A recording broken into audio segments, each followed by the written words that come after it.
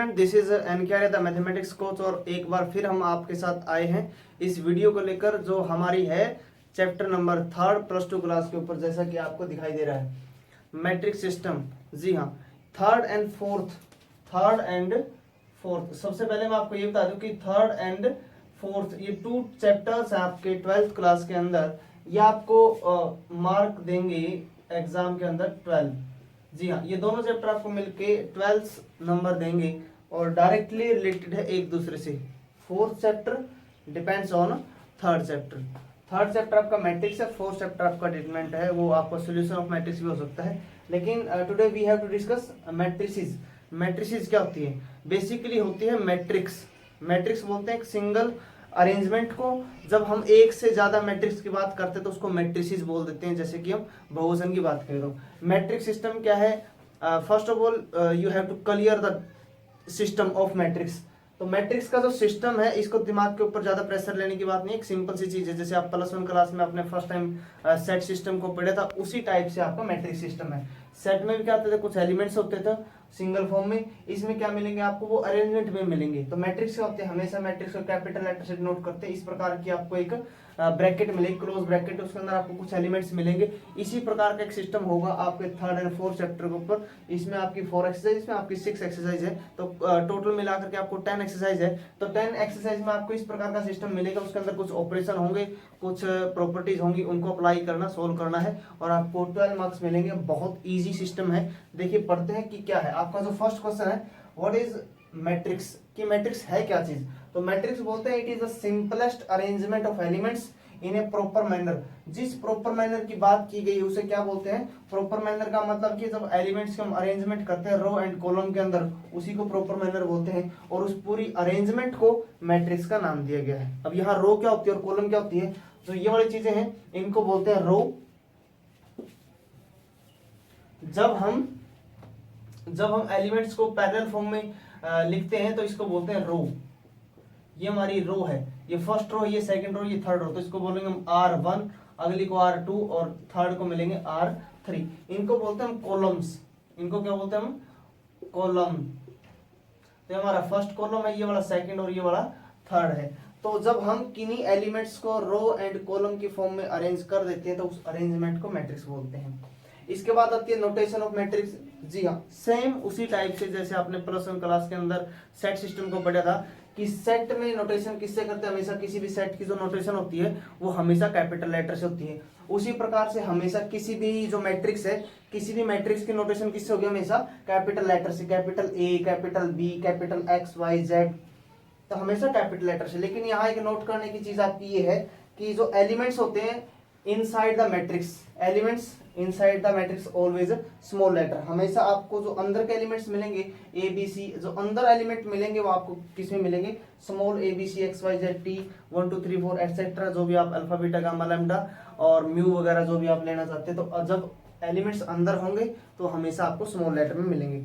तो ये एक बार मैट्रिक्स का जो बेसिक था, सिस्टम था। अभी हम पढ़ते हैं कि टाइप्स ऑफ मैट्रिक्स, कितने टाइप की मैट्रिक्स हो सकती है, क्या क्या ऑपरेशन इसके ऊपर लगाए जा सकते हैं, प्रिंसिपल अरेंजमेंट मैट्रिक्स की क्या होती है, तो वो वाली चीज हम यहां पढ़ेंगे। तो फर्स्ट ऑफ ऑल जब हम बात करते हैं कि इसकी प्रिंसिपल नोटेशन क्या होती है, प्रिंसिपल अरेंजमेंट या नोटेशन ऑफ मैट्रिक्स सिस्टम। तो हमेशा हमने अभी बात की कि किसी भी मैट्रिक्स को हम हमेशा कैपिटल लेटर से डिनोट करते हैं और जो अंदर एलिमेंट्स होंगे वो सारे के सारे कैसे होंगे? स्मॉल लेटर के फॉर्म में। आपको हर वीडियो में एक छोटी सी जानकारी दी जाती है, वो वाली ये है कि यहाँ थोड़ा सा स्पीड में आपका मैथमेटिक्स होगा। हम ज्यादा टाइम नहीं लगाएंगे किसी भी टॉपिक को लेकर के, उसका फटाफट बेसिक करेंगे, उसके बाद उसका वर्किंग रूल करेंगे और उसके बाद देखेंगे कि एग्जाम में वो कितनी वैल्यू रखता है। एग्जाम चाहे आपका बोर्ड हो या फिर आपका कोई भी कंपटीशन एग्जाम हो तो किस प्रकार से आपको उसका वैल्यू सिस्टम होगा, तो वो बाद में हम पढ़ेंगे। तो एक बार जैसे कि हमने बताया कि किसी भी मैट्रिक्स को हमेशा कैपिटल लेटर से और अंदर मिलेंगे आपको स्मॉल लेटर्स। लेकिन क्या इनकी खुद की एक अपनी पहचान होती है? जी हाँ, बिल्कुल होती है। क्या इनकी खुद की एक विशेष वैल्यू होती है? बिल्कुल होती है। तो जैसे कोई बोल दे कि एक ए मैट्रिक्स के अंदर से एक ए एलिमेंट को उठा करके लेके आओ, ए की बजाय बी हो सकता है, XYZ हो सकता है। लेकिन जब यहाँ देखें या तो सारे के सारे एलिमेंट ए की फॉर्म में है तो खुद की किसी की कोई पहचान है नहीं, तो वो खुद की पहचान बनाने के लिए, जैसे अगर आपको कोई बोल दे कि आप 12th क्लास के अंदर स्टूडेंट है, 30 स्टूडेंट है, और कोई बोल दे कि एक 12th क्लास के स्टूडेंट को लेके आओ, तो वहाँ तो कन्फ्यूज़न होगी कि टीचर ने किसको बुलाया है। तो उसी सिस्टम के लिए हमने क्या अप्लाई किया है कि हर स्कूल के अंदर आपको क्या मिलेगा, एक रोल नंबर सिस्टम मिलेगा। हर स्टूडेंट का एक रोल नंबर होता है, जैसे ही रोल नंबर का नाम दिया जाता है सिर्फ वही बच्चा उठ के आता है। तो उसी प्रकार से यहाँ पर इनके एक रोल नंबर सिस्टम दिया जाएगा, जहाँ पर हम यहाँ लिखते हैं इसका ऑर्डर ऑफ मैट्रिक्स। किसी भी मैट्रिक्स का ऑर्डर कैसे डिफाइन होता है, वो हमेशा होता है पहले हम रो राइट करते हैं और बाद में कॉलम। तो जैसे कि यहाँ आप देख सकते हैं कि इसमें कितनी रोज हैं, 3 रो एंड 3 कॉलम है। आप बोल सकते हैं सर क्या पहले कॉलम लिख सकते हैं, बिल्कुल लिख सकते हैं, बाद में रो बिल्कुल लिख सकते हैं, लेकिन फिर उस अरेंजमेंट को अलग नाम दिया जाएगा जिसको ट्रांसपोज सिस्टम बोलते हैं, लेकिन वो हम पढ़ेंगे 3rd एक्सरसाइज के अंदर। तो यहाँ फर्स्ट हम क्या देखते हैं, तो हर जगह कोई गड़बड़ ना हो इसलिए ये सिस्टम फिक्स कर दिया कि हमेशा जब भी कोई मैट्रिक्स होगी उसमें पहले रो काउंट होगी, बाद में उसका कॉलम काउंट होगा। तो इनकी अपनी एक स्पेसिफिक नेमिंग देने के लिए क्या कर दिया, पहले फर्स्ट रो के साथ हमने लिख दिया 1, फिर सेकंड के साथ 2 और थर्ड के साथ 3। अब कॉलम की बारी है, तो फर्स्ट के साथ लिख देंगे फर्स्ट, कॉलम के साथ फर्स्ट, सेकंड कॉलम के साथ सेकंड और थर्ड के साथ थर्ड। अब यहाँ पर हर एक एलिमेंट्स की अपनी एक प्रॉपर अरेंजमेंट है। एग्जाम्पल के तौर पे आपके यहाँ 2 क्वेश्चन आपसे पूछे जा सकते हैं किसी भी एग्जाम के अंदर। आपको बोर्ड एग्जाम में भी 2 क्वेश्चन आपसे पूछे जा सकते हैं। क्वेश्चन नंबर 1 हो सकता है कि आपसे पूछा जाएगा what is the order of matrix. For example आपके पास एक मैट्रिक्स है 1 2 3 4, इसका आपसे ऑर्डर पूछ सकता है। तो आप इसका क्वेश्चन देंगे, यहाँ लिखेंगे पहले रो इसके अंदर 2 है एंड कॉलम भी इसके अंदर 2 है, तो इसका ऑर्डर होगा 2 क्रॉस 2। आप मैं साथ साथ इसके क्वेश्चन करवाता रहूंगा ताकि आपका माइंड क्लियर हो, क्योंकि सिर्फ बेसिक अगर करवाए जाए और आपको एक्सरसाइज 1-1.5 घंटे के बाद हो या 2 दिन के बाद 3 दिन के बाद हो, तो बेसिक साथ साथ में हमारा क्या हो जाएगा, माइंड से स्किप हो जाएगा। तो साथ साथ क्वेश्चन चलेंगे कि बोर्ड में आपसे कैसे क्वेश्चन पूछे जा सकती है। हर चैप्टर के अंदर आपके साथ ऐसे ही होगा, बेसिक साथ में क्वेश्चन, बेसिक साथ में क्वेश्चन। तो आपसे और क्वेश्चन हो सकता है, जैसे यहाँ बोलते 1 2 4 -3 2 6, इसका ऑर्डर पूछ ले तो इसमें आप पहले रो काउंट करोगे, 2 रो है एंड 1 2 3 कॉलम आपके पास, तो इसका ऑर्डर होगा आपका 2 क्रॉस 3। ये क्वेश्चन हो सकता है।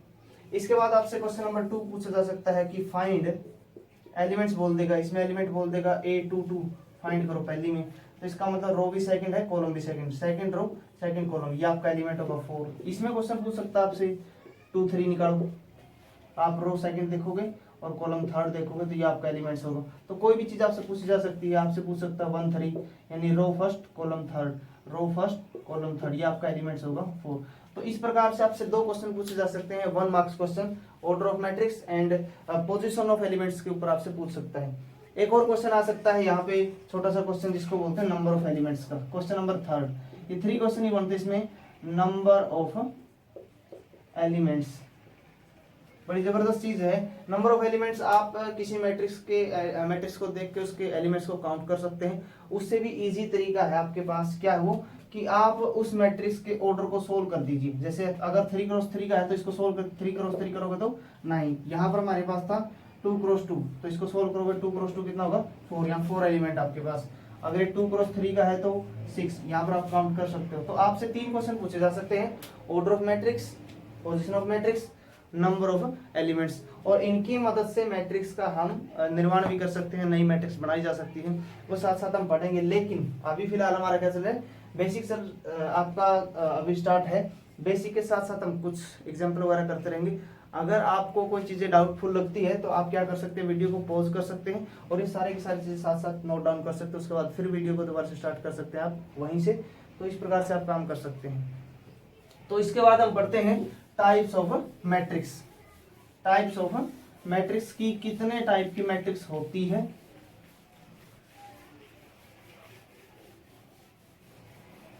तो सबसे पहले आती है आपकी रो मैट्रिक्स। मैट्रिक्स की हम टाइप पढ़ेंगे। जी हाँ, सबसे पहले आपके पास आती है रो मैट्रिक्स। किसे बोलते हैं, एक ऐसी मैट्रिक्स जिसके ऊपर कंडीशन है रो के ऊपर कि उसके अंदर जो रो है वो सिर्फ सिंगल होगी, लेकिन कॉलम कॉलम कितने भी हो सकते हैं, तो इसे बोलते हैं रो मैट्रिक्स। इसके बाद आती है कॉलम मैट्रिक्स, नेम से ही पता है, जिसके अंदर सिंगल कॉलम मिलेगा, रो की कोई कंडीशन नहीं है। तो इनको दोनों को साथ साथ पढ़ते हैं हम। कॉलम मैट्रिक्स, रो मैट्रिक्स जिसमें सिर्फ एक सिंगल रो है, रो 1 है, कॉलम इसमें 3 है। Column matrix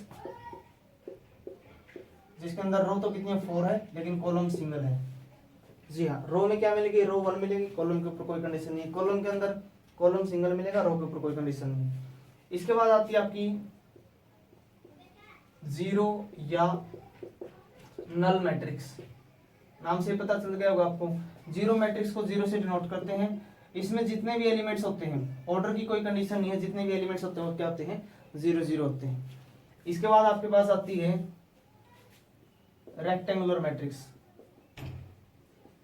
rectangular matrix mathematics में क्या होता है कि आपको नेम से ही बहुत सारी चीजों की जानकारी मिल जाएगी। रेक्टेंगल उसको बोलते हैं जिसमें लेंथ और ब्रेथ क्या होती है, अलग अलग होती है। तो रेक्टेंगल में क्या होती है, मैट्रिक्स में क्या होती है, लेंथ ब्रेथ। मैट्रिक्स में क्या होती है, रो और कॉलम को लेंथ ब्रेथ बोलते हैं, जिसमें रो एंड कॉलम क्या हो, नॉट इक्वल, यानी इक्वल ना हो, ऐसी मैट्रिक्स को बोलते हैं रेक्टेंगुलर मैट्रिक्स। इसमें रो आपके पास 2 है, कॉलम आपके पास 3 है, 2 और 3 इक्वल नहीं है। इसके बाद आपकी आती है स्क्वायर मैट्रिक्स, आप समझ गए होंगे, जिसमें रो और कॉलम क्या हो, इक्वल हो। इसमें आपको ऑर्डर क्या मिलेगा, 2 क्रॉस 2, 3 क्रॉस 3, 4 क्रॉस 4, 5 क्रॉस 5 ऐसे मिलेगा। लेकिन जो आपकी 12th क्लास है, यहाँ पर आपको सिलेबस मिलेगा सिर्फ 2 क्रॉस 2 और 3 क्रॉस 3 से रिलेटेड, इससे ज्यादा आपको नहीं मिलेगा। लेकिन आप जैसे ही कॉलेज क्लास में जाते हो, आगे मैथमेटिक्स पढ़ते हो, बीए विद मैथ है, या फिर कॉमर्स में मैथ पढ़ते हो आप बीकॉम के अंदर, या बीएससी के अंदर जाते हैं, या फिर आगे आप कोई भी डिप्लोमा वगैरह करते हो जहाँ पर आपका मैथमेटिक्स का हायर लेवल आता है, तो वहां आप इससे ज्यादा की मैट्रिक्स भी पढ़ोगे। तो इसके बाद आती है जी स्क्वायर मैट्रिक्स की कुछ टाइप है, इनको आप टाइप ऑफ मैट्रिक्स भी बोल सकते हैं, टाइप ऑफ स्क्वायर मैट्रिक्स बोल सकते हैं। इसके बाद नई कंडीशन आती है जिसमें आपके पास आता है डायगोनल मैट्रिक्स। डायगोनल मैट्रिक्स को स्मॉल लेटर DIJ लिख के भी हम लिख सकते हैं। डायगोनल मैट्रिक्स किसको बोलते हैं, ये स्क्वायर मैट्रिक्स की ही एक टाइप होती है। कंडीशन है इसकी कि मैट्रिक्स कैसे होनी चाहिए, स्क्वायर मैट्रिक्स यानी रो और कॉलम क्या होना चाहिए, इक्वल। लेकिन क्या कंडीशन है इसकी कि इसके डायगोनल एलिमेंट्स नॉन जीरो होते हैं, बाकी सारे जीरो होते हैं। ये इक्वल भी हो सकते हैं, अलग अलग भी हो सकते हैं, बाकी सारे एलिमेंट क्या मिलेंगे आपको, 0 0 मिलेंगे। तो सिर्फ डायगोनल एलिमेंट्स क्या मिलेंगे, नॉन जीरो। सिर्फ इसी को डायगोनल बोलते हैं, इसको डायगोनल नहीं बोलते। इसके ऊपर आपको एक स्पेशल वीडियो बनाएंगे कि मैट्रिक्स के अंदर इसी को डायगोनल क्यों बोलते हैं। क्वेश्चन आपके दिमाग में भी आ सकता है कि इसको डायगोनल क्यों नहीं बोलते, तो बाद में कभी इसके ऊपर जरूर वीडियो बनाएंगे, आप स्पेशल देख लेना, नोटेशन में होगा वो। इसके बाद आती है जी हमारे पास स्केलर मैट्रिक्स। स्केलर मैट्रिक्स किसको बोलते हैं, इसी की कंडीशन है कि स्केलर मैट्रिक्स में क्या होती है, डायगोनल एलिमेंट की टाइप होती है, लेकिन इसमें क्या होता है कि जो डायगोनल एलिमेंट होते हैं क्या होते हैं, सेम होते हैं स्केलर में। यानी कि आपको पास मिलेगा 5 5 5 जो भी होंगे लेकिन सेम होंगे और 0 नहीं होंगे। डायगोनल एलिमेंट क्या मिलेंगे, सेम मिलेंगे, नॉन जीरो मिलेंगे। इसके बाद आपकी आती है मोस्ट इंपॉर्टेंट है, इसका बहुत बार यूज होगा, जिसको यूनिट या आइडेंटिटी मैट्रिक्स बोल देते हैं। यूनिट या आइडेंटिटी मैट्रिक्स क्या होती है, ये भी स्क्वायर मैट्रिक्स की टाइप होती है, जिसमें आपको डायगोनल एलिमेंट मिलेंगे लेकिन यूनिट मिलेंगे, यानी कि 1 1 मिलेंगे और बाकी सारे क्या होंगे, आपके 0 होंगे। ये आपकी 3 क्रॉस 3 की है, तो इसको I3 से डिनोट कर दो। I का मतलब आइडेंटिटी या यूनिट मैट्रिक्स। एक हो सकती है 1 0 0 1 2 क्रॉस 2 की, तो इसको I2। बहुत बार आपको बुक के अंदर मिलेगा, कहीं पर आपको I2 लिखा मिलेगा, कहीं पर आपको I3। I2 का मतलब होता है 2 क्रॉस 2 की आइडेंटिटी मैट्रिक्स, I3 का मतलब होता है 3 क्रॉस 3 की आइडेंटिटी मैट्रिक्स। इसके बाद आती है आपकी triangular matrix, upper triangular, lower triangular. उसमें क्या कंडीशन होती है कि डायगोनल के ऊपर के एलिमेंट 0 0 होते हैं, उसको लोअर ट्रायंगुलर बोल देते हैं, एक नीचे होती है उसको अपर ट्रायंगुलर बोल देते हैं। तो इस प्रकार की चीजें होती हैं। कुछ इसमें ये भी होती है, कंपेरेबल मैट्रिक्स होती है, कंपेरेबल मैट्रिक्स। कुछ चीजें आपको मैथ के अंदर भी मिल जाए। कंपेरेबल मैट्रिक्स उनको बोलते हैं जिनके नंबर ऑफ जो ऑर्डर ऑफ मैट्रिक्स है वो सेम होता है, और उसको हम क्या कर सकते, कंपेयर कर सकते हैं। फॉर एग्जांपल यहाँ पर आपको मिल जाए XY T U और यहाँ 3 2 1 5 और बोल दे कि इनकी कंपैरिजन करो, क्या इनकी कंपैरिजन हो सकती है? बिल्कुल हो सकती है। जो एलिमेंट जिस पोजीशन पे है उसको उसी के साथ कंपेयर करो। फर्स्ट वाले के साथ x की वैल्यू 3 होगी, y की 2 होगी, t की 1 होगी और u की 5 होगी। तो इस प्रकार से मैट्रिक्स का बेसिक था। इसके बाद हम पढ़ते हैं कि कैसे यूज करते हैं मैट्रिक्स का, यानी कि इसमें आपको वर्किंग रूल क्या करना है, किस प्रकार के क्वेश्चन आपको एक्सरसाइज के अंदर मिलेंगे।